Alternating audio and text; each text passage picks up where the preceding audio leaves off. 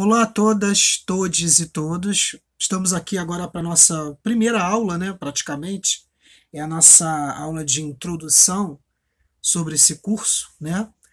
E uma coisa que eu gostaria de falar, né, uma coisa que eu deixei de falar na última aula, né, é que além da minha experiência de professor em escola privada, eu também já fiz oficinas, né? E eu coordeno um pré-vestibular popular aqui na comunidade onde eu vivo. Né? O pré-vestibular ali no momento se encontra suspenso, por questões óbvias, né? Por questões da pandemia, mas a gente está pensando aí em retomar só ano que vem, obviamente, não tem como fazer presencial nessas condições. O ensino remoto, infelizmente, para muitos alunos de comunidade, ainda é uma realidade muito precária ainda, então não é fácil. Então a gente optou por suspender o nosso pré-vestibular, as gravações, os vídeos, eles vão estar armazenados lá no nosso canal do pré-vestibular Paulo César Z. Bom, vamos começar então a nossa aula de introdução, né? É, eu vou começar aqui fazendo uma apresentação. Vou só tirar a minha câmera aqui, tirar my face. Agora sim. Então, é, então a gente começa, né? Esse é o minha primeira, essa apresentação ela é de uma certa forma introdutória, né? Esse foi o meu banner de divulgação da defesa da minha monografia, né? Por uma pedagogia da arte sequencial, percursos no ensino da arte. Como você sabe, meu nome é Júlio César dos Anjos. Eu fui orientada pela professora doutora Renata de Oliveira Gesumina. Foi graças a ela que eu pude realizar esse trabalho e foi graças mesmo, tá, gente? Porque fazer uma monografia em tempos tão difíceis como foi hoje, ela me ajudou, foi muito paciente comigo, me ajudou muito. Ela deu aquele empurrão para que eu pudesse encarar e fazer a defesa da monografia ainda nesse mês de junho de 2021. Então, meu agradecimento à minha mentora, né, a doutora Renata Gesomino. Muito obrigado, Renata, por tudo. E vamos partir, né? Vamos partir para a nossa aula, para a nossa introdução, nossa primeira introdução. Houve uma pequena falha aqui, deixa eu ver aqui se eu consigo passar. Ah, sim, perdão, tá, gente? Perdão. Vamos lá, então. Desculpa aí pela falha. Vamos lá, então, vamos fazer um breve resumo, né, sobre do que trata essa monografia, né? Então, assim, a primeira coisa que me atravessou, logo nos primeiros meses em que eu fiz o pré-projeto de monografia de TFG1, é, o que mais me atravessou foi como pensar os métodos e ferramentas possíveis, né, para melhorar as nossas ações em sala de aula sem cair naquela velha historicidade, né, da história da arte, né, em que você acaba falando da arte como mercadoria ou então como história, e que de alguma forma essa metodologia acaba se tornando uma coisa distante para os alunos. Eu lembro que quando a primeira vez em que eu entrei numa sala de aula, eu fui dar aula sobre sobre arte grega. E os alunos não estavam nem aí, era uma turma de oitavo ano, eles não estavam nem aí para estátuas gregas, para esculturas gregas. Eles não queriam saber disso. Então eu comecei a pensar nesses desafios, né? Como o que eu poderia trazer? Afinal de contas, eu não tinha ainda uma experiência, não tinha feito estágio naquele momento. Eu entrei concomitante ao curso de licenciatura nesse colégio, e esse é um grande desafio, né? De você tornar-se professor em sala de aula. É você levantar essas questões e tentar trazer soluções para essas problematizações que nós estamos levantando, né? Então, nesse trabalho, eu uso eu trouxe o uso da linguagem da arte sequencial, né, com foco para as histórias em quadrinhos como ferramenta pedagógica, como ferramenta em sala de aula, que era uma coisa que eu já vinha desenvolvendo porque é uma área que eu gosto muito, que é histórias em quadrinhos, o foco, mas como eu falei no nossa última hora aula vídeo, eu deixei claro que a arte sequencial ela é abrangente, ela não se resume só às histórias em quadrinhos, ela está no cinema, ela está ela tá até na fotografia, ela está no teatro. Tem uma coisa muito curiosa, né? Existe alguns teatros, né? Não vou dizer da antiguidade, mas por volta da Idade Média, alguns teatros, o público ele ia acompanhando os palcos. Esses palcos eles eram feitos com cena, cada palco tinha uma cena específica da narrativa, e o espectador, em vez de ficar sentado no lugar e esperar o cair dos panos, né? E o cair dos panos e esperar a próxima cena, ou a mudança de cena mesmo, no ato, eles partiam por cada palco. Havia mais de um palco, e cada palco desse representava uma cena em que os atores iam repetindo essa cena em seus respectivos palcos, e o espectador via a cena, depois que concluía a cena. É como se você fosse hoje, por exemplo, numa galeria. Claro que hoje é bem difícil, né? Mas como se você estivesse numa galeria em que você estivesse vendo um vídeo arte lá na parede da galeria. Aí você acabou de ver o vídeo, ele está em looping. Quando termina o vídeo, ele recomeça. Aí você percebe que você já viu o que tinha que ver, você passa para outra obra de arte. Era mais ou menos isso. Esse tipo de teatro, se não me engano, era italiano. Eu ainda vou pesquisar mais sobre isso. Então a sequencialidade ela está em quase tudo. Tudo quanto campo da cultura visual. A fotografia, por exemplo, ela pode ser pensada a partir de várias fotografias. Aí a gente pode pensar em fotonovela, que a gente vai começar a hibridizar com as histórias em quadrinhos, ou pensar numa única fotografia. Quantas vezes você pegou uma fotografia de revista, né?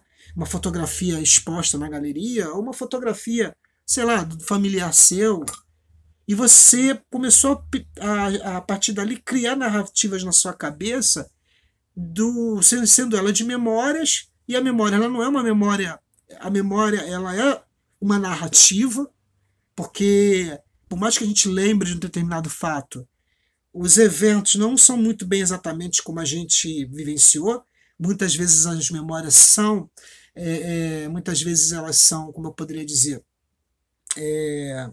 não são especuladas, mas elas são vivenciadas de uma outra forma, de uma forma mais romantizada, a gente poderia dizer isso.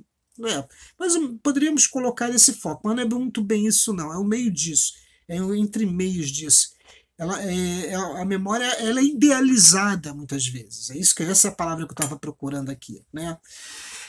Também eu vou trabalhar aqui o uso dos fanzines como suporte complementar às aulas, né? Eu uso ele nas minhas aulas como registro, mas você pode pensar em outras práticas do fanzine, né?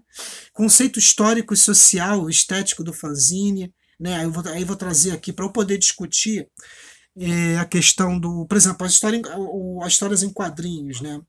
Para eu trazer a questão das histórias em quadrinhos, eu preciso pensar os quadrinhos pensar os quadrinhos como objeto cultural, e a partir daí pensar de um possível olhar para ele como como arte, né? Eu vou discutir nas aulas baseado na minha monografia. E quanto à questão do fanzine, eu vou trazer aqui vou trazer aqui uma pesquisa histórica, uma pesquisa social e reflexões estéticas sobre o fanzine, né? E por fim, eu pretendo aqui trazer registros de oficinas e atividades de sala de aula, né, em laboratórios produzidos dentro do curso de Instituto de Arte que eu desenvolvi junto com os meus orientadores, em especial a minha orientadora, né? Então, praticamente, a gente vai tratar disso nas próximas aulas, né? Nós temos aqui algumas características do meu trabalho monográfico, né? Ele é um híbrido entre relato e pesquisa, né? Eu trago minhas experiências. Por quê? Porque os quadrinhos, os fanzines, eles são muito caros para minha identidade quanto sujeito, né? Então, quando eu trago esse relato para mim, mas quando eu trago esse relato para minha pesquisa, eu estou trazendo também um pouco de mim para o outro, para o meu aluno, para aqueles que forem ler a minha pesquisa, para quem forem ler meus futuros artigos, minhas futuras publicações. Isso só foi possível graças à minha orientadora, porque eu entrei na universidade achando que a minha monografia tinha que ser muito científica. E ela conseguiu fazer um trabalho fabuloso comigo. Ela chegou, Júlio, responda algumas questões sobre suas vivências, qual a sua relação com os quadrinhos, o que a sua memória pode te trazer para o seu trabalho. Né? Eu tenho um professor lá que ele é muito bom também, ele fala que não existe pesquisa sem o sujeito. Não tem como você fazer uma pesquisa sem você estar envolvido ali quanto sujeito. Não existe uma voz inexistente numa pesquisa. Eu aprendi muito no curso de artes visuais, a gente tem uma certa autonomia. Então, esse meu trabalho, eu sinto que ele é autoral. Ao contrário de muitas monografias que eu já li, até mesmo trabalhos mais de mestrado, eu percebo às vezes que muitos trabalhos que eu leio, ou artigos mesmo, falta um pouco dessa voz do sujeito que está ali apresentando as suas ideias, né?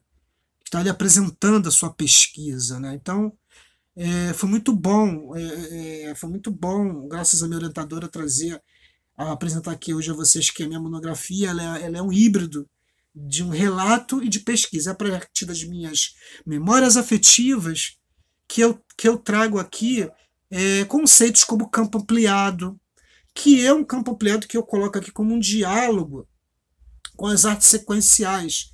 E aqui eu adianto para vocês que ainda é uma pesquisa que eu pretendo me aprofundar, porque ela ainda para mim é um enigma. Então, vocês podem sair dessas aulas, assim, também, de repente, sendo atravessados por essa curiosidade intelectual, né?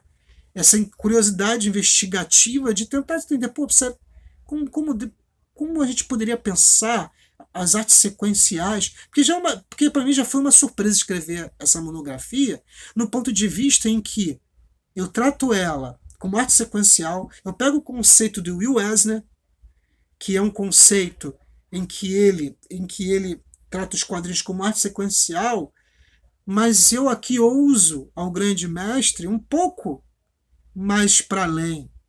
E graças à minha grande mestra orientadora Renata, ela me permitiu isso.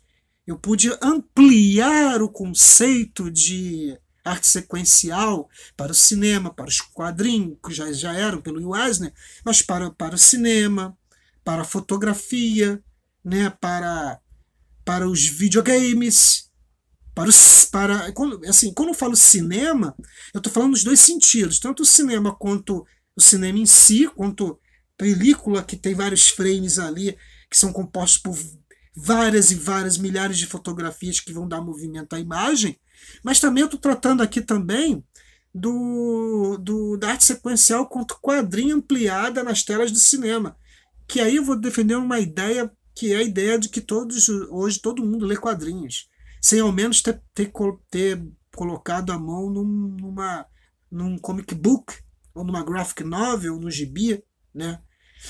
E a partir disso eu vou depois contar para vocês como foi minha iniciação, a leitura através das histórias em quadrinhos, né? Os meus primeiros contatos com gibis. Vou falar do consumo e legitimação formais das HQ para entender formais e informais, né? Para entender a sua importância como objeto cultural artístico. Aí eu vou mexer aí nos velhos limites da arte erudita, no mercado de arte e da indústria cultural, né? Eu vou mexer ainda nessas fronteiras que, muito embora pareçam ter sido derrubadas, elas ainda existem, né? Então eu vou tratar também da problemática, né, entre o hibridismo e o campo da cultura visual, né? O que seria essa problemática entre o hibridismo e o campo da cultura visual? Porque muitas vezes o quadrinho é sempre visto como uma extensão da literatura, do livro, mas ele também pode ser visto a partir do campo da cultura visual, né? Aí eu vou trabalhar aqui conceitos de Theodor Adorno, Pierre Bourdieu, né? Ambos vão tratar aí a questão da sociologia, do consumo, Moacir Cirne, que esse já é voltado mais para a área das histórias em quadrinhos, Fábio Murilli, que trabalha o quadrinho na perspectiva da filosofia, o Gilles Lipovetsky e Jean Serrois, que são dois pensadores ali que estão pensando já o consumo. Esses dois pesquisadores eu vou me aprofundar muito, porque o que eu já trouxe me instigou a tentar entender mais como é a relação de produção e consumo do século XXI, né? Do agora, do momento que estamos vivendo. Mas eu vou trabalhar eles aqui como ponto de partida, né, gente? Tudo aqui é ponto de partida na minha pesquisa. Vou trazer o Henrique Magalhães, esse é grande fanzineiro da antiga, é professor, doutor, formado e atuante nas pesquisas no que diz respeito ao fanzine, né? E esse aqui tem gabarito de sobra, né? Esse é tarimbado mesmo para tratar dos fanzines, né? Eu vou trazer outras bibliografias de apoio, né? E dados complementares, né? Eu não trabalho só bibliografia referente ao que eu estou tratando. Eu trato outras bibliografias que me apoiem no que eu estou falando. Por exemplo, se eu estou falando do campo ampliado, eu vou trazer. Se eu estou falando do campo ampliado, eu vou trazer Rosalind Krauss para a minha conversa, né? Eu também trabalho com os dados complementares, né? Eu trouxe os sites, blogs, YouTube, fanzines, gibis digitalizados e gibis físicos, algumas boa parte também desse acervo do meu próprio acervo pessoal. São esses dados conceituais que eu vou trazer aqui. Como eu falei lá, né, o campo ampliado e arte sequencial eu trago aqui como um diálogo entre Joseph Beuys e Rosalind Krauss, com o Will Eisner, né? O campo ampliado, o Joseph Beuys, ele vai falar de uma escultura social. Eu confesso aqui que a princípio eu não me aprofundei em Joseph Beuys porque eu precisei de mais fontes bibliográficas, mas eu tomo ele como um ponto de partida. A Rosalind Krauss já é uma teórica que eu já venho estudando com ela, né, no meu curso de artes visuais. Então ficou mais fácil. Foi graças a ela que eu pude entender até o conceito de arte sequencial do Eisner, que volta aqui a repetir. É interessante porque quando o Eisner fala de arte sequencial, ele está falando do quadrinho quanto linguagem própria. E quando você fala em arte sequencial no cinema, você está falando também em duas vias. O cinema como a própria linguagem fotográfica colocada em frames, esses frames dão movimento sequencial a imagens fotograficamente antes estáticas, e aí a gente está falando também de uma questão analógica, né? Hoje o cinema é digital, mas a gente pode pensar também que o cinema não deixa de ser sequencial por isso. E ao mesmo tempo estou tratando também o cinema como arte sequencial no ponto de vista dos quadrinhos como campo ampliado para o cinema, para o videogame. O videogame também está incluído no conceito de arte sequencial, no meu ponto de vista. Assim como as pinturas egípcias e as pinturas rupestres são, né, são de certa forma também imagens sequencializadas, ainda que no ponto de vista do espectador que está ali nas cavernas ou nas tumbas dos faraós, tentando traçar narrativas contadas há milhares de anos e que ficaram retidas apenas, aí vou usar o trocadilho, na nossa retina pela mediação da imagem, né? Então nós podemos pensar que as artes sequenciais, como campo expandido, a partir das tecnologias. Por que não? Né? Por que não? A gente pode pensar aqui em pensar, por exemplo, os memes. Né? Os memes que as pessoas criam, elas são de fato a garotada. Eu já dei aula de memes, muitos professores que eu conheci já experimentaram essa aula de memes, é muito boa, porque os alunos se sentem muita vontade criando memes a partir de fotografias, de desenhos, de prints, de outras mídias, por exemplo, de séries de TV. É assim. E você vê que existe um profundo diálogo. O meme ele está muito próximo. O meme ele está entre, na minha opinião, ele está entre a fotonovela, né? E, e também agora me fugiu. Agora me fugiu, mas no decorrer do curso eu vou lembrando aqui. Enfim, vamos lá. Nós podemos pensar também a partir da. Ah, charges, gente, lembrei, charges. Ou seja, a gente pode pensar, vou até voltar a tela aqui. A gente pode pensar, por exemplo, que um meme ele pode ser. Ele está entre a charge, lá, que começa lá no século, sei lá, XIX, com a imprensa, no século XVIII, XIX, vai permear todo o século XX. Com a charge, ele está entre a charge e a fotonovela. E por que não pensar que a fotonovela ela não é só filha dos quadrinhos, das histórias em quadrinhos, ela também pode ser filha também das charges. E o meme ele é, ele é perfeito pensar nessas duas linguagens. Ele tem um profundo diálogo com essas duas linguagens. Né? Nós podemos pensar as artes sequenciais, né, nesse campo expandido das tecnologias, até mesmo, por exemplo, nos emojis, né? Quantas vezes quantas vezes você se pegou criando, jogando emojis num grupo de WhatsApp para o seu amigas, e você criando ali composições sequenciais de um emojis para poder. Eu faço muito isso. Eu gosto mais dos emojis do que qualquer outra coisa no que diz respeito às redes sociais. E você pode criar composições sequenciais. Todo mundo já deve ter feito isso. Eu já fiz. Né? Por exemplo, essa imagem, eu já fiz, eu adoro fazer essa imagem da piruetazinha do emoji, né? Acho mó barato quando você cria essas composições, né? É, Algumas espontaneidades, eu vou falar das espontaneidades em sala de aulas, que ela não chega a ser um devir. O devir ele vem no momento que você está ali invocando as musas, né? Mas a gente pode pensar também, por exemplo, o que é essa espontaneidade em sala de aula, né?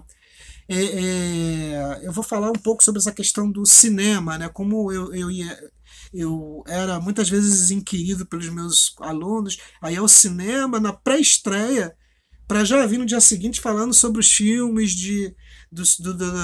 do lançamento da Marvel ou da DC no cinema, de algum filme especificamente, para começar a falar com eles sobre uma série de coisas sobre o filme. Dali você pode estender. Isso tudo na espontaneidade, não tem plano de aula nem nada. Às vezes eu ia no cinema, chegava, gente, eu vi os Vingadores. Eles ficavam animados. Ah, professor, e o que o senhor achou e tal? Eu vinha de conversar, o que vocês acharam? E a gente ia trocando, e a gente ia especulando, e depois eu começava a falar sobre cosmogonias, eu começava a trabalhar eles sobre os heróis nos games, eles que me vinham falar sobre os heróis nos games, sobre as séries. As séries é o campo que eu tinha ali, eu ficava tete a tete com eles, não perdia para eles não. E eu trazia para eles algumas referências, né, da mitologia, dos orixás, né, as representações xamânicas nos quadrinhos, não só dos orixás, mas dos deuses nórdicos. E a gente ia criando aí uma transdisciplinaridade dentro de uma aula. E olha que isso era dentro de uma escola que eles eram bastante rígidos, né? Eu consegui quebrar muito paradigmas, pelo menos o tempo que eu fiquei lá, né?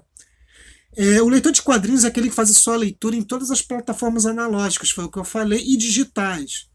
Né? Eu estou apenas aqui colocando aqui o que eu disse lá atrás, eu apenas antecipei, né? Os emojis, os memes, a linguagem sequencial, para mim são narrativas sequenciais com balões, como os balões e o recordatório. Né? Não tem muita diferença. Então, aqui eu botei narrativas sequenciais como balões e recordatório, mas não necessariamente os emojis e memes precisam ter essas ferramentas que as histórias em quadrinhos têm, tá, gente? Isso aqui foi apenas um erro de digitação. Mas a linguagem sequencial, né? A linguagem sequencial ela não necessariamente precisa ter linguagens, precisam ter os mesmos elementos das histórias em quadrinhos. Isso é muito importante a gente pensar, porque senão, como a gente faria, por exemplo, no teatro? Como é que a gente coloca balões nos atores? Recordatórios. Os recordatórios são as vozes em off, os balões nos atores são a própria fala do ator. Não precisa dessas representações gráficas. Então, estou deixando aqui claro para não haver equívocos. Né? Aqui eu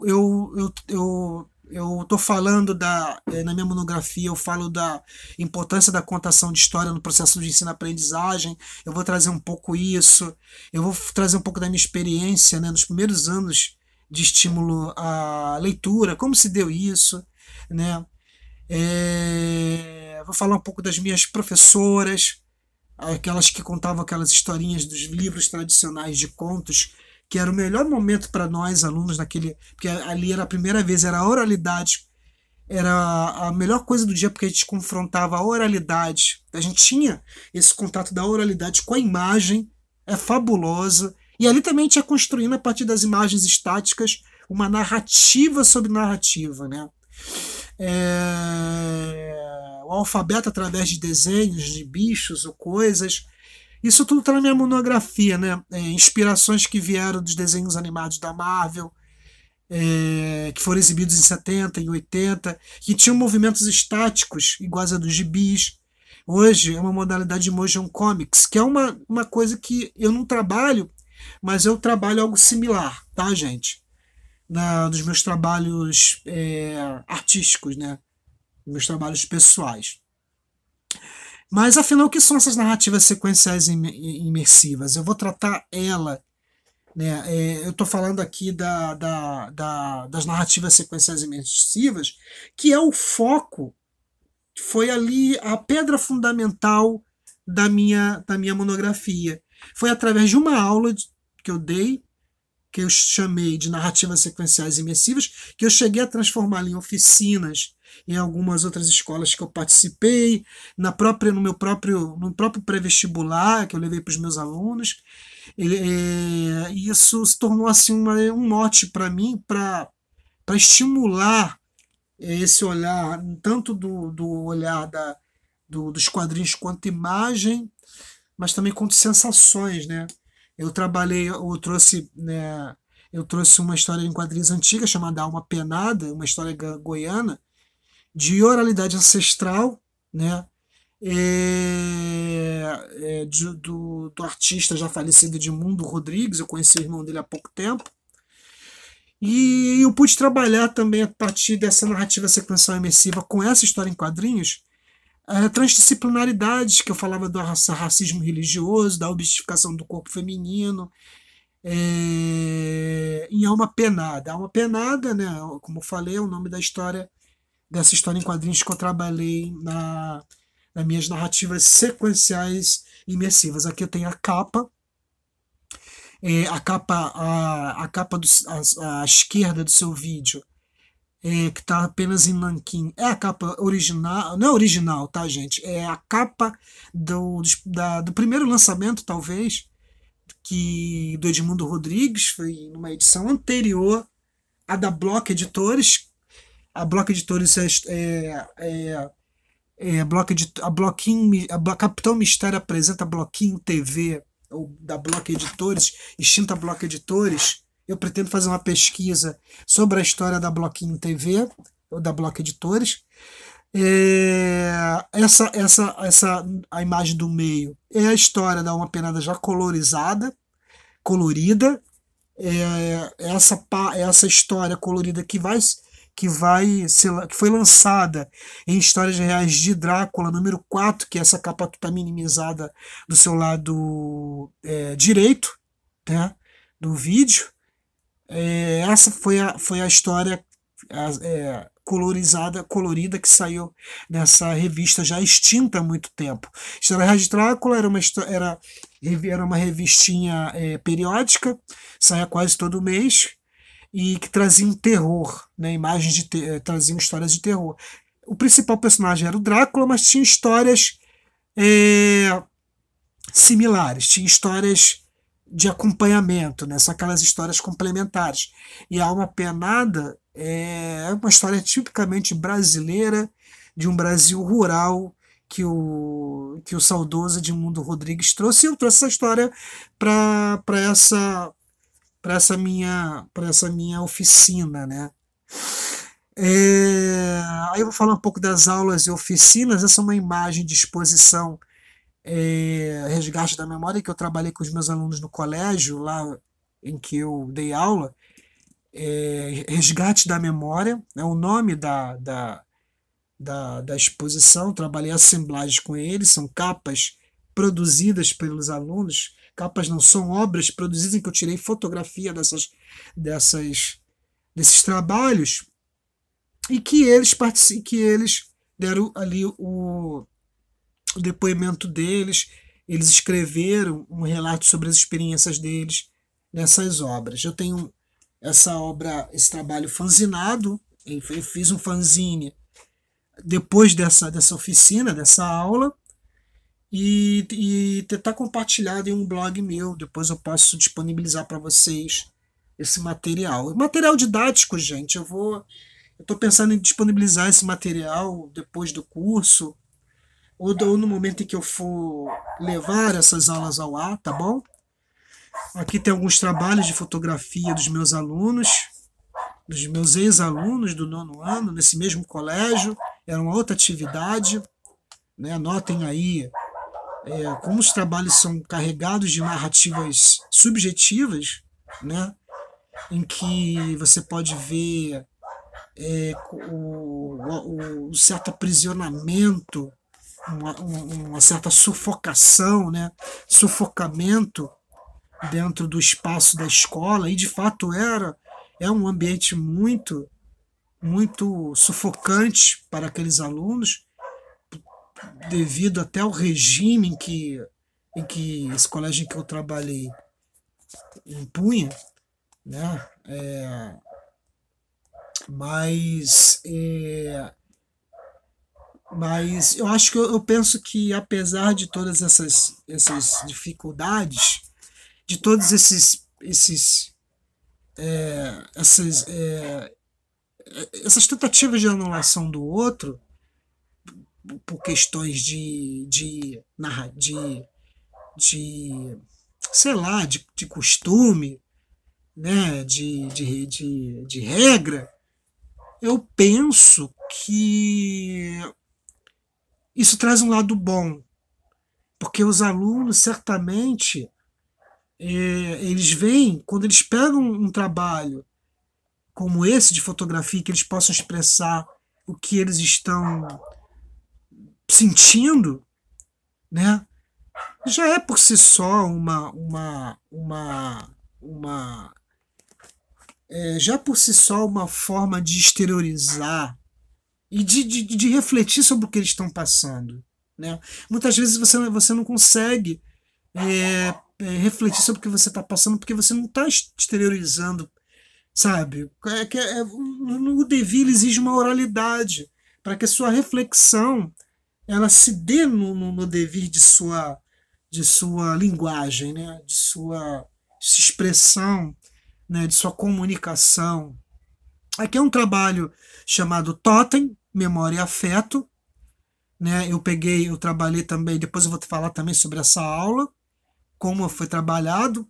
É uma aula em que os alunos trabalharam caixas e fotografias. Depois eu vou explicar melhor como esse trabalho, como eu trabalhei esse trabalho, né? E é isso. Aqui eu estou fazendo umas considerações finais, que na verdade são um agradecimento à banca, né? Como eu falo, né, a importância desse meu trabalho foi graças às aulas da UERJ, as minhas aulas em que eu tive e que eu adaptei muitas de minhas aulas práticas da universidade nas minhas experiências como estando docente. Os estágios no CAP UERJ me ajudaram muito, os laboratórios desenvolvidos na teoria, desenvolvimento da parte da teoria e da prática docente, né? As disciplinas de TFG1 e TFG2 que me ajudaram ali a ordenar essas experiências todas de forma sistemática. E é isso, eu estou fazendo aqui agradecimento à banca, né, à minha orientadora, a doutora Renata, a doutora Ana Valéria, ela foi também minha orientadora no TFG, né? E, e é isso. Eu vou fechar, né? É, eu vou, eu vou fechar aqui. Deixa eu ver se eu consigo sair da tela.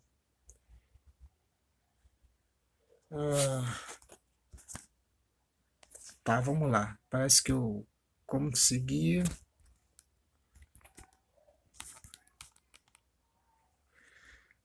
Bom, consegui.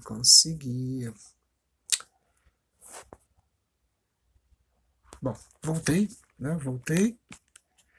Então, gente, é isso. Essa é uma primeira aula. Eu ainda estou aprendendo a lidar com esse, com esse. Eu estou ainda aprendendo a lidar com esse aplicativo, né? Até que eu me saí bem, né? Eu acho que eu me saí bem, né? Pelo menos a princípio eu me saí bem. Essa foi uma aula de introdução, tá? Na próxima aula a gente vai trabalhar, a gente já vai começar a entrar nos capítulos da minha monografia, né? E, e é isso. E vou ver se nesse processo aqui eu vou deixar formulário para vocês irem fazendo as suas perguntas e tirar dúvidas, né? Colocar algumas questões, colocar algumas problematizações, né? E é isso. Até a próxima aula, pessoal. Abraço. Fui.